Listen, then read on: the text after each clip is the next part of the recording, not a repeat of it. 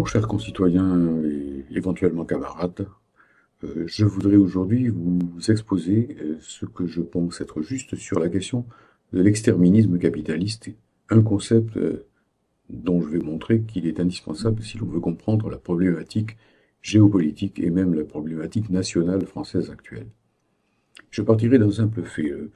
Le colonel Jacques Beau, qui passe sur un certain nombre de médias alternatifs, et qui est un bon connaisseur du conflit dit russo-ukrainien, bute sans cesse sur quelque chose qu'il appelle l'irrationalité des dirigeants occidentaux. Il creuse son analyse, il voit bien que, en gros, les dirigeants occidentaux sont incapables d'admettre que la Russie est en train de gagner sur le terrain, et il en déduit qu'ils sont irrationnels. Et l'analyse s'arrête là, puisqu'après il dit, s'ils sont irrationnels, il faut les condamner, les dénoncer, mais une fois qu'on a fait ça, on n'a rien fait de plus.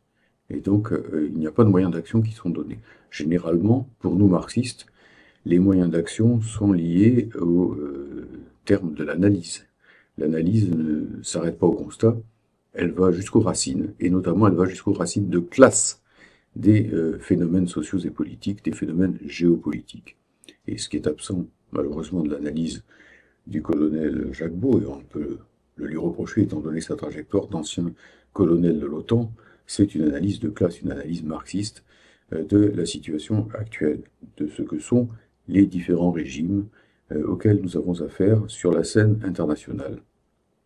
Alors ce que je vais essayer de montrer, c'est que en réalité, eh bien, la signification irrationnelle à première vue des comportements de Starmer, de Macron, de Merz, le successeur du chancelier social-démocrate allemand, ces comportements ne sont irrationnels qu'en première analyse. Ils ont leur rationalité de classe. Et donc si on rattache leur comportement à ce qu'est le système capitaliste dans sa phase impérialiste actuelle, et si l'on voit qu'il a des prolongements proprement exterministes, qui mettent en cause la survie même de l'humanité sur Terre, que ce sont des gens qui jouent littéralement avec la guerre et la paix, et qui, pour finir, sont capables de mettre en cause l'existence même de l'humanité, par leur politique et même par la politique économique générale du système capitaliste, on comprend mieux pourquoi ils sont irrationnels. Corneille dit quelque part que la passion a ses raisons que la raison ne connaît pas. Pascal le dit aussi d'une autre façon. Mais ici, on peut dire que l'irrationnel a ses raisons, et ses raisons de classe, et qu'il faut aller jusqu'à elles si on veut les combattre. Tout d'abord, pour parler des dirigeants européens. Après, je parlerai de l'exterminisme d'une façon plus globale, plus large, et si l'on veut, plus philosophique. Si l'on veut d'abord donc parler des dirigeants européens, et tout spécialement d'une autre qui est particulièrement gratinée, donc de Macron. Oui, il est irrationnel, puisqu'il est irrationnel que quelqu'un puisse dire, comme Macron l'a dit, que dans la confrontation avec la Russie, il n'y avait pas de ligne rouge. Parce que si l'on dit cela, ça veut dire qu'on peut aller au bout du bout, et le bout du bout, c'est la guerre nucléaire, et il le dit d'ailleurs d'une certaine façon, puisqu'il veut, soi-disant, ou prétendument, étendre ce qu'il appelle le parapluie nucléaire français à l'ensemble du continent européen. Ce qui veut dire que si un jour il y a des incidents de frontières entre la Russie et la Lituanie, ou la Russie et la nouvelle ligne de front en Ukraine, la France est prête à engager l'arme nucléaire, et donc effectivement, du même coup, vous imaginez ce que ça signifie, à être rayé de la carte, puisque le différentiel nucléaire entre la Russie et la France est considérable à l'avantage de la première, et qu'il est vraisemblable que dans une guerre nucléaire, la population française disparaîtrait, tout simplement. Donc, évidemment que c'est irrationnel, ça. Et évidemment que ça renvoie à ce que j'appelle l'exterminisme. D'où ça vient tout cela? Pourquoi ces gens sont-ils pris de cette fièvre russophobe au dernier degré qui les empêche de voir les choses d'une façon saine, qui les empêche de voir que, bon, quand on a perdu, en quelque sorte, qui les empêche aussi de voir que dans la situation actuelle, eh bien, Trump, qui n'est pas si stupide qu'il y paraît, veut diviser le front des pays qu'on appelle les BRICS, dont Brésil, Russie, Inde, Chine et Afrique du Sud, qui ne veut pas les affronter tous ensemble, et que donc, effectivement, il essaye d'avoir une accalmie sur le front ukrainien pour pouvoir s'occuper, entre guillemets, de l'ennemi stratégique qui est pour lui la Chine. Bon, eh bien, ça, évidemment, c'est pas une bonne chose sur le plan stratégique, mais une accalmie, c'est toujours bon à prendre d'un certain côté. On pourrait donc penser que les dirigeants européens vont dire, ben chouette, au moins ça recule un peu l'échéance de la guerre totale sur notre continent, et on prend. Pas du tout.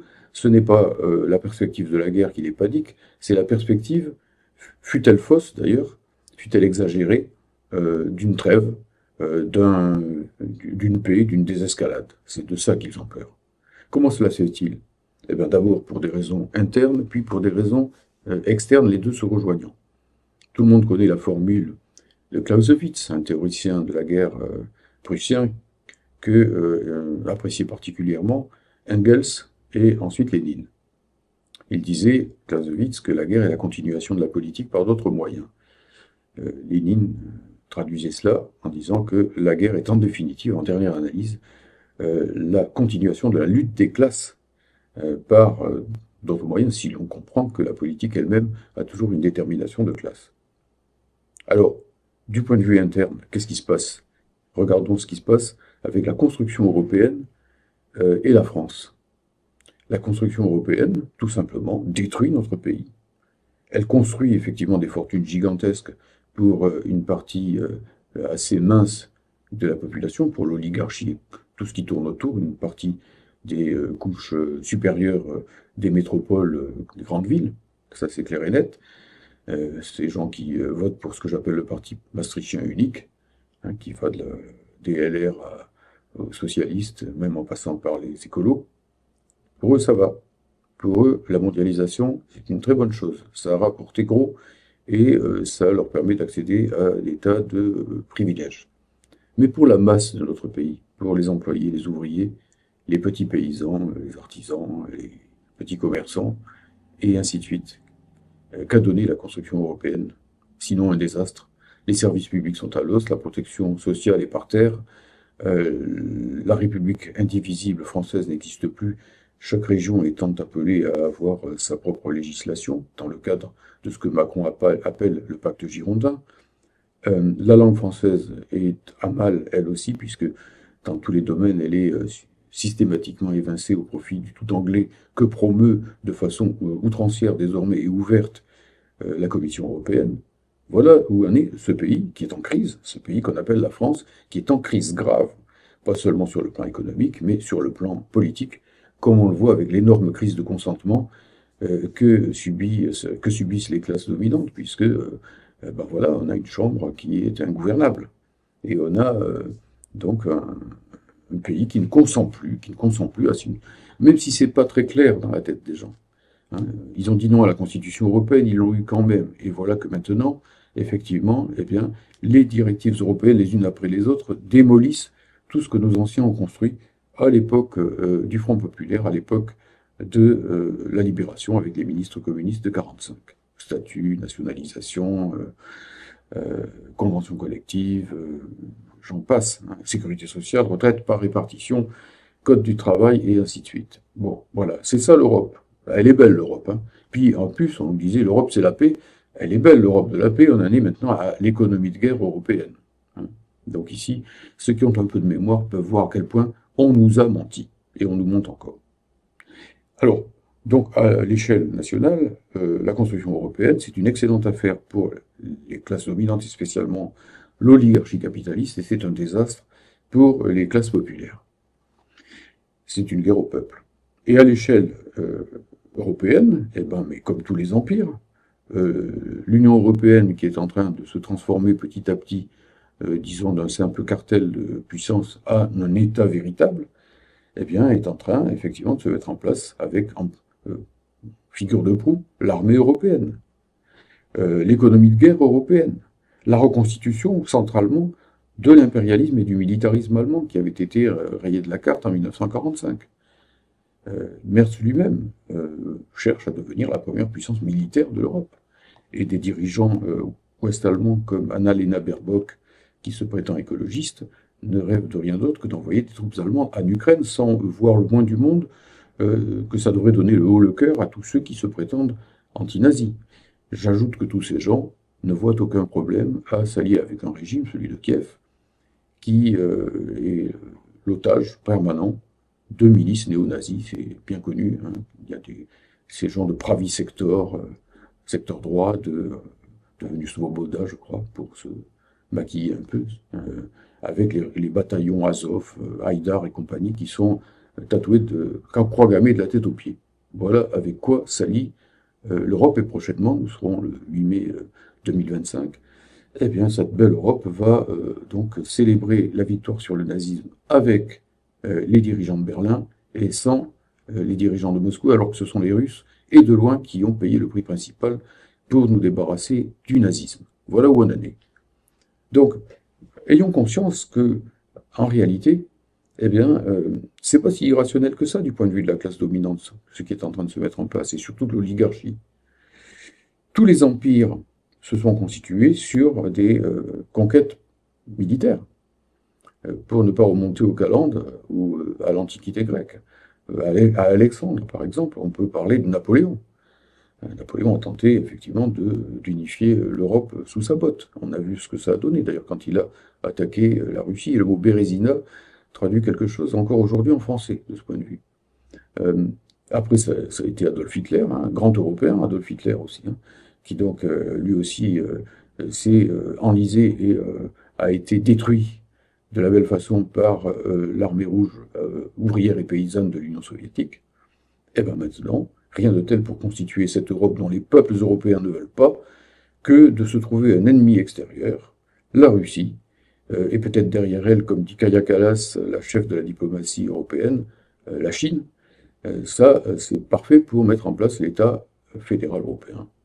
Chacun français d'un côté, allemand de l'autre, espérant le dominer. Mais évidemment, ce sera l'Allemagne à la fin, comme au football, qui va gagner, parce que c'est elle qui est la plus grosse puissance industrielle et financière du continent, avec à l'arrière-plan les États-Unis. Donc, irrationalité, oui et non. Bien sûr que c'est irrationnel. C'est irrationnel du point de vue de l'humanité. C'est irrationnel du point de vue des intérêts du peuple français. C'est irrationnel du point de vue de tous ceux qui, d'une manière ou d'une autre, aiment la vie, en quelque sorte. Et il faudrait que leurs enfants puissent vivre et non pas avoir affaire à une guerre totale entre l'Est et l'Ouest qui va aboutir, par le jeu de l'escalade propre à toute guerre, à un conflit sans limite, à un conflit nucléaire, et donc à des destructions sans précédent. Peut-être même la possibilité existe avec les stocks nucléaires actuels, tout le monde le sait, d'anéantir l'humanité, peut-être même d'anéantir le vivant sur Terre. Voilà. Alors, évidemment, du coup, qu'est-ce qu'on en conclut? On en conclut, non pas seulement que Macron est fou, hein, mais que, en réalité, le système capitaliste, tel qu'il se traduit notamment en Europe, notamment au niveau planétaire par ce bloc euro-atlantique désireux de maintenir à tout prix ses privilèges, désireux à l'échelle mondiale de ne pas partager en quelque sorte avec la Chine, avec la Russie, avec l'Inde, avec le Brésil, avec l'Afrique émergente et ainsi de suite, eh bien il est prêt, comme on l'avait déjà vu en 84 quand il y a eu la crise des euromissiles, eh bien à prendre l'humanité en otage. Et à l'époque, en 84, les gens comme Reagan et les défenseurs des Pershing américaines en Allemagne avaient pour slogan plutôt mort que rouge. Ça dit tout. Plutôt mort que rouge. C'est cela l'exterminisme. Hein. Ça veut dire qu'on est prêt à prendre en otage l'humanité pour maintenir à tout prix la domination euro-américaine. Et quand les Américains lâchent un peu du lest provisoirement sur l'Ukraine, eh bien on voit que le centre de ce système foncièrement belliqueux qu'est l'Union européenne, qu'est le bloc euro-atlantique, se déplace vers l'Europe. Et que c'est par exemple en ce moment donc Macron qui est le personnage le plus belliqueux du monde. Il faut bien le voir, et donc nous avons une responsabilité toute particulière, nous, militants du communisme, militants de la classe ouvrière française, et plus généralement militants républicains et patriotes véritables de ce pays, pour contrer cela, non pas en combattant notre pays, mais en le défendant.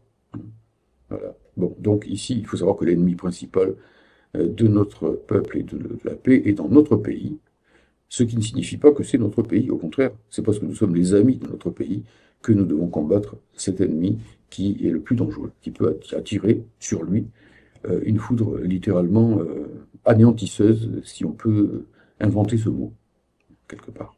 Alors ça, c'est l'aspect, entre guillemets, européen.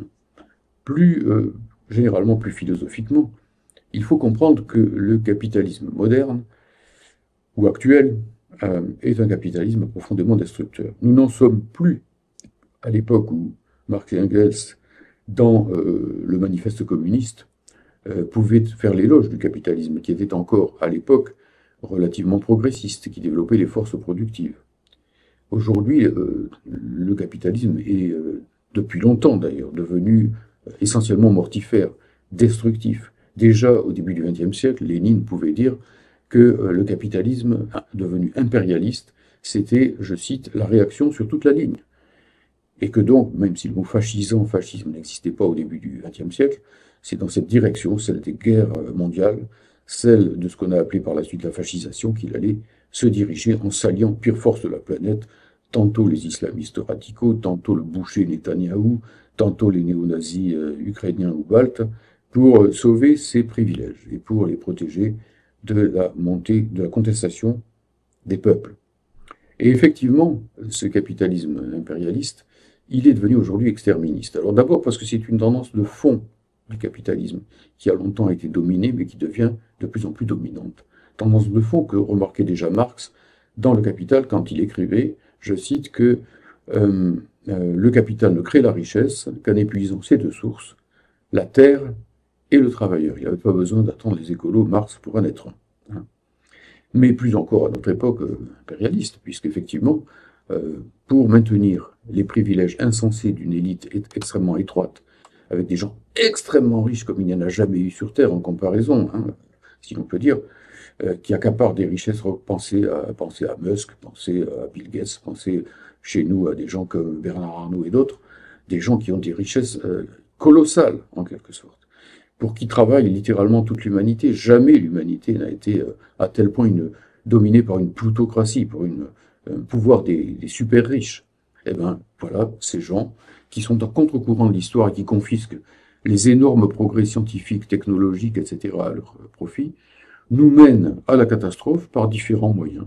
Ça peut être la guerre nucléaire pour tenter de préserver leurs privilèges. Et attention, la guerre nucléaire, elle a déjà pu avoir un sens politique aigu, puisque dans les années 80, elle a permis tout simplement d'abattre, excusez du peu, le camp socialiste et l'Union soviétique, avec la complicité de Gorbatchev, qui a cédé au chantage de Reagan, de Bush et compagnie. Hein, plutôt mort que rouge, et lui, il a répondu plutôt pas rouge que mort.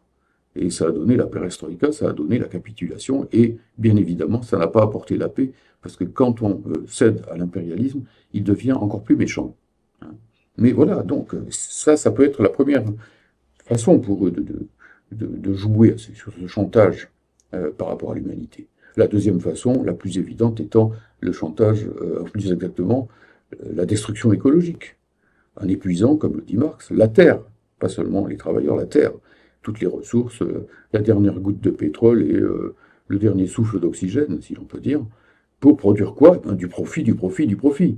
Hein, la course maximale au profit. Et tout ça, à l'arrière-plan, c'est guidé par ce que Marx appelait la baisse tendancielle du taux de profit, pour maintenir les profits capitalistes à un niveau suffisant, pour que tout le système ne s'écroule pas en fonction du manque de rentabilité qu'il produit lui-même au bout d'un certain temps. Il faut sans arrêt inventer des expédients nouveaux, donc une course effrénée au profit maximal qui aboutit tout bonnement à détruire les ressources terrestres tout en surexploitant les peuples et les travailleurs. Bah, ça, c'est pas vivable éternellement. Qui ne le comprendrait? Il y a moins d'1 milliard d'Européens et d'Américains du Nord, hein, même en ajoutant les Groenlandais, si je puis dire.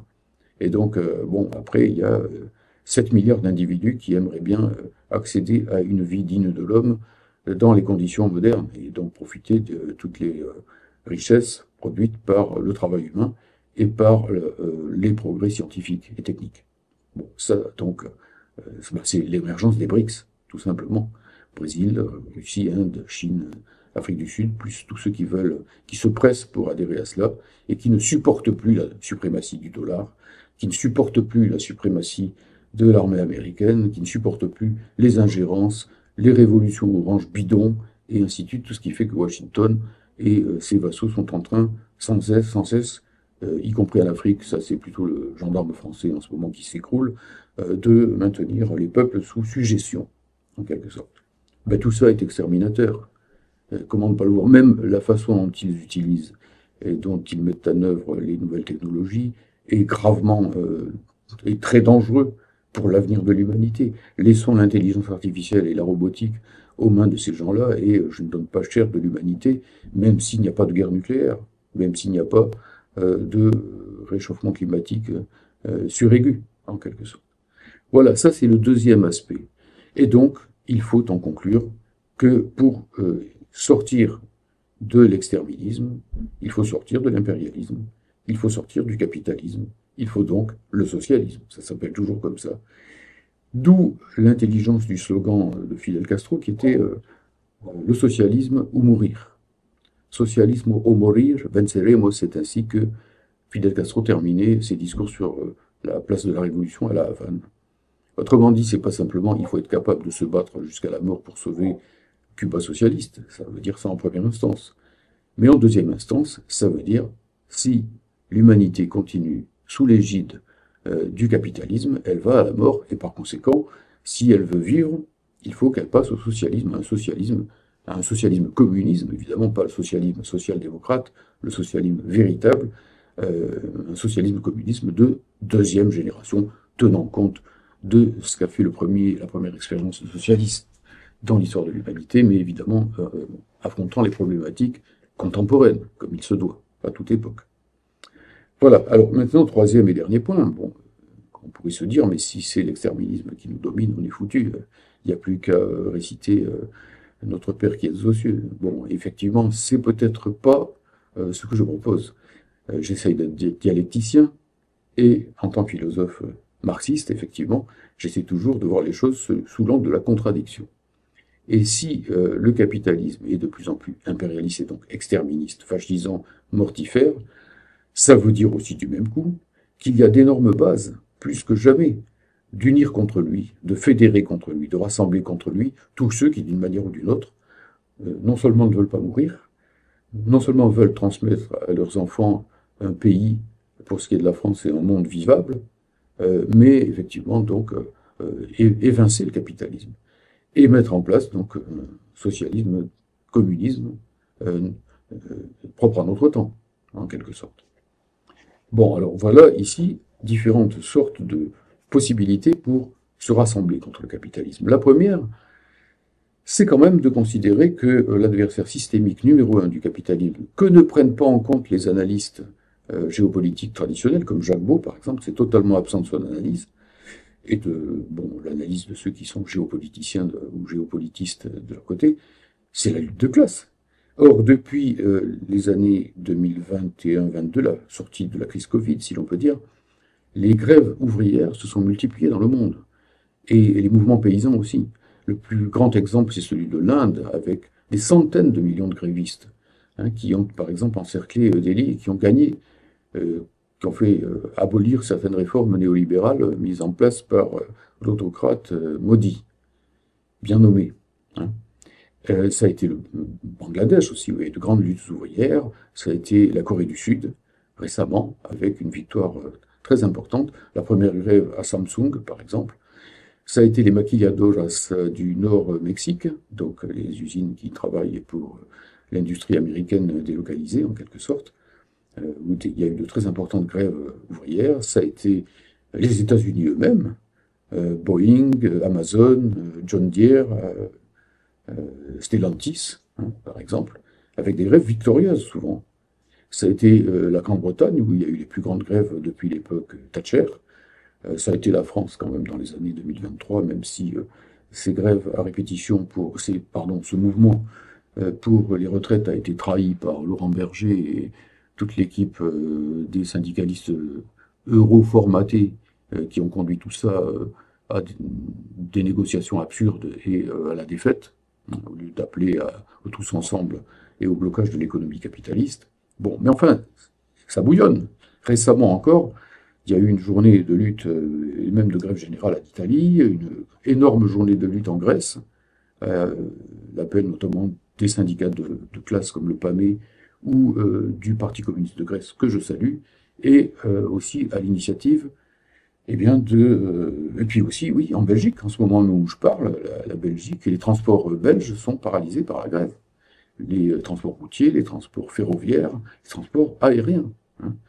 Donc, ça remonte. La classe ouvrière, elle a été assommée dans les années 80-90 par la chute de l'URSS et par la trahison de nombre de partis communistes qui sont passés à la social-démocratie, voire à pire que ça, notamment en Italie. Mais elle est accablée de mauvais coups et elle remonte la pente et elle se bat et elle se battra de plus en plus.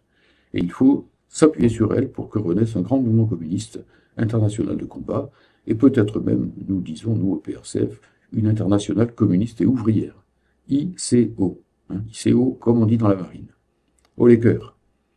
Bon, ça c'est le premier aspect, mais après il y a les autres aspects. Bon, face à cet exterminisme dévastateur, il faut unir très largement, pas seulement les ouvriers, pas seulement les ouvriers employés paysans, les couches populaires, effectivement, mais d'abord tous les antifascistes, je l'ai dit un petit peu en filigrane tout à l'heure, tous les patriotes véritables qui veulent sauver la souveraineté de leur pays et qui en ont marre de voir que leur pays devient vassal des empires en voie de constitution, les anti-impérialistes au sens très large du terme, les anticolonialistes, par exemple l'Afrique qui se réveille en ce moment de plus en plus et qui doit prendre toute sa place dans un monde multipolaire, comme on dit aujourd'hui, et aussi les forces anti-hégémoniques, celles qui sont regroupées dans les BRICS, avec la Chine comme élément sans doute le plus comment dire, conséquent, étant donné que quand même elle est dirigée par un parti communiste, que ses références historiques, c'est celle de la révolution de 1949, et donc c'est un point d'appui important. Mais aussi des pays qui ne sont même pas anti-impérialistes. On ne peut pas dire évidemment que la Russie de Poutine soit anti-impérialiste. On ne peut pas dire que, si vous voulez, par exemple, euh, certains pays qui ont adhéré aux BRICS récemment, notamment du côté du Golfe Persique, soient, et loin s'en faut, anti-impérialistes. Mais ils sont contre-hégémoniques. Ils ne supportent plus l'hégémonisme euro-atlantique. C'est un point d'appui pour le développement futur des luttes anti-impérialistes proprement dites, qui vont plus loin que le contre-hégémonisme, et des luttes anticapitalistes, à plus forte raison. Et puis, il y a même aussi à prendre en compte, c'est le point le plus délicat, mais il faut que je le développe, sinon je ne serai pas un léniniste fidèle, en quelque sorte, aux leçons de Lénine. Lénine nous a enseigné dans les années 1920 à défendre, comme une forme de la lutte des classes, la coexistence pacifique, qui n'est pas une entente avec l'impérialisme, mais une forme de lutte excluant la guerre, excluant autant que faire possible la guerre. Et Lénine disait qu'à ce moment-là, il fallait aussi s'adresser à la partie dite pacifiste de la grande bourgeoisie, et même de la grande bourgeoisie impérialiste. À l'époque, il s'agissait de faire reconnaître l'Union soviétique, et donc, par exemple, pour ce qui était de la France, de commencer à dialoguer avec Aristide Briand ou avec Herriot, qui était pour la reconnaissance de la Russie des soviets, alors que le camp proprement belliciste, les gens comme Clémenceau, avaient au contraire tenté d'étrangler la révolution d'octobre, avec l'envoi de troupes à Odessa, tiens. L'histoire a de ses clins d'œil.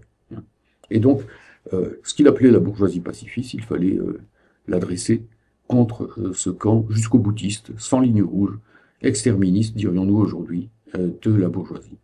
Et il y avait réussi, puisque l'Union soviétique a été reconnue par de plus en plus de pays, y compris impérialistes, à commencer par l'Allemagne, bien évidemment.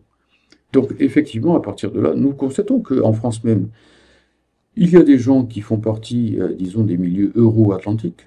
Je pense à Sarkozy, je pense à Ségolène Royal, je pense à d'autres personnes comme Henri Guénaud qui se recommandent du gaullisme, mais qui a bel et bien fait partie de l'équipe Sarkozy, etc., et qui disent faut pas aller jusqu'à la guerre avec la Russie, il faut pas aller jusqu'à la guerre avec la Chine, parce que sinon c'est un désastre assuré pour la France et pour l'humanité. Et bien voilà, ce sont des points d'appui possibles. Ça ne veut pas dire que la lutte des classes s'arrête et qu'il ne faudrait pas combattre un Sarkozy qui, Dieu nous en préserve, reviendrait au pouvoir. Bien sûr que ça reste un ennemi de classe. Mais ces gens disent tout de même à Macron, comme Sarkozy l'a dit récemment, quand il y a eu la guerre entre la Russie et la Géorgie, j'ai couru à Moscou et j'ai tenté de l'arrêter, cette guerre, alors que Macron, lui, ne cesse de jeter de l'huile sur le feu. Bon, voilà, donc ça ne veut pas dire, évidemment, qu'on est en quoi que ce soit sarkozyste. Ça veut dire tout simplement qu'il faut exploiter les contradictions du camp euh, euh, impérialiste, en fin de compte. Parce qu'il y a aussi des gens dans le camp impérialiste qui, tout simplement, sont, pour certains d'entre eux, je pense à Ségolène Royal, des êtres humains qui disent, ma foi, oui, l'Europe, l'Europe, l'Europe, mais je veux quand même pas que mes enfants soient écrabouillés par des armes nucléaires. Hein. Voilà, autrement dit, toute la question est de savoir si dans leur tête l'être humain l'emporte sur l'impérialisme ou si l'impérialisme l'emporte sur tout sentiment humain. Et ça, évidemment, bah, c'est au cas par cas qu'il faut le faire. Et ça n'empêche pas que les luttes de classe continuent avec eux, contre eux, quelque part. Au final, on ne perd pas le fil rouge, qui est celui de la révolution quand même, puisque finalement, bien sûr, c'est quand même à tous les étages la classe ouvrière, la classe travailleuse si on veut plus largement, c'est les forces rouges, au sens très large du terme, forces syndicalistes de classe par exemple, c'est aussi les forces antifascistes, les forces anti-impérialistes qui doivent rester le cœur, le centre de la bataille pour la paix, de la bataille pour sauver l'humanité, de la bataille pour sauver aussi notre propre pays menacé effectivement par les gens qui seront à sa tête.